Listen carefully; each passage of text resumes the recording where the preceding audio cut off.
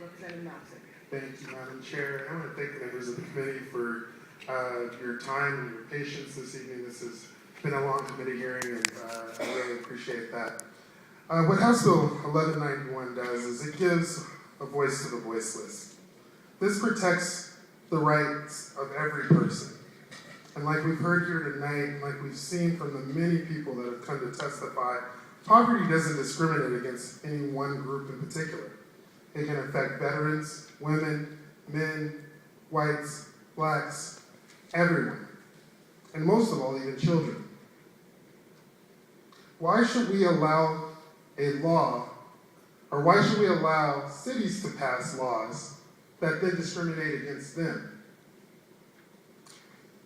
This isn't necessarily a solution to homelessness, but it's a start in the right direction. Because this bill helps to undo laws that prevent people from being able to move forward. In fact, we heard from the representative from the city of Denver even say that the judicial system is not the right place or the best place for those experiencing homelessness or for the mentally ill. By criminalizing the homeless, you are actually setting them backwards because you're actually putting on them an extra burden of having a criminal record. And that prevents them from being able to move up and being able to advance themselves. And so with this bill, we will be moving in the right direction again. The solution won't come overnight, but again, we've got to start somewhere. And the best place to start is by undoing laws that hurt and penalize. And then we can move forward. With that, members, I would ask for an aye vote. Here in a different form, and when it didn't pass, I was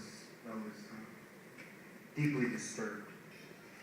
And the reason why I was so disturbed was because I knew that it was going to take another year to bring this bill. We would go through the rest of the legislative session, both the winter and the spring. We'd get into summer, and then we'd get into fall, and then we'd get into winter. And I was tortured at the end of legislative session, leading to the introduction of this bill, about the number of people who may have died because this bill didn't pass last year. Now we have a number of 154. I don't know what it's like to be homeless, and I don't know if any of you do, or if any of you have ever been close to being homeless. I know what it's like to live on the verge of having not being able to pay rent. When I was in law school, I was a single dad, and there were times when my daughter and I, we had beans and macaronis for days. I just went for the next student loan check to come through. But I always had a roof over our house. And my daughter just recently found out that, when she'd go back to her mom's house, I would turn off the heat because I didn't have money to really pay for the heat. So I know that state of existence. But I had a roof over my head. And my daughter had a roof over her head. Homelessness. We're dealing with it here, and look at us. You guys have a home to go to. And you're privileged. You're state representatives. And you have the privilege of being a state representative. You might have a spouse at home who's waiting for you. And you can sleep next to them tonight in a bed. You don't have to worry about the cops banging on your door, waking you up, telling you having to move on. Some of you drive nice cars. I've seen some of your cars. Some of you drive nice cars. Some of you, wow, you don't drive such nice cars, but you have a car. And you can take that someplace to be able to drive home. You don't have to be on the street and have an officer knock on your window telling you to move on. In November, right before Thanksgiving, before the big snow came, I had this lady she Facebook messaged me. And she said, Representative Salazar, it's just me and my daughter and my 3-month-old granddaughter in our car. And we got no place to go. Can you help? And I scrambled. I called up my legislative aide, who it's off session, but she's always there for me. I said, we need to find them some help. The big storm's coming. And we scrambled. We contacted local affairs.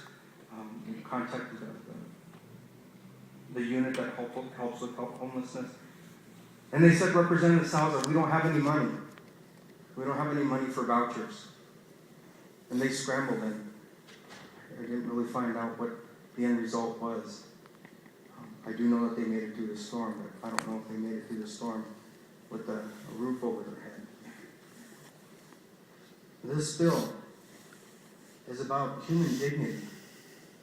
And I've heard some of you today with your questions, trying to parse it out, looking at local control, saying slippery slope, saying things like unintended consequences. There's no unintended consequence to providing a person human dignity. The intended consequence is to provide them human dignity.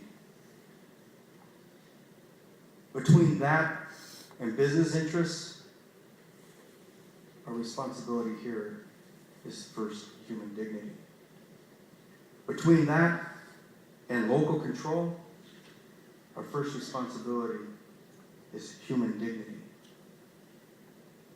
There's nothing else in between.